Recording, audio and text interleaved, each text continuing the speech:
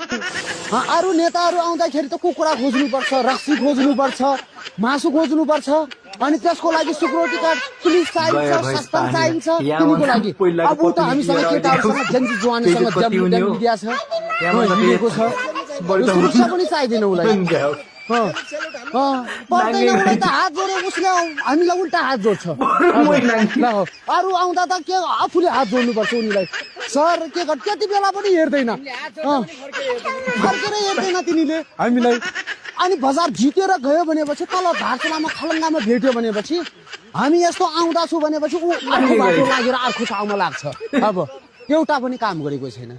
अब मलाई त यो देखेर त आचम लाग्यो, मान्यजी देखेर त मलाई त दङ्ग परेको छ। यो भ्यास गाउँपालिका 2 को जनताहरू दङ्ग परेको छ। यस्तो मान्छे, यति ठुला मान्छेले अब ढिक्की कुट्दैछ, ढुङ्गा बोक्दैछ। अब अरू नेताहरू त हिँड्ने त्यो यस्तो फर्किँदा यस्तो हुने, यस्तो फर्किँदा यस्तो हुने, त्यस्तो कुर्सी। स्थानीय मान्छेले जो भोगिरहेछ दुःख के भन्दा छैन तिम्रो विज्ञान।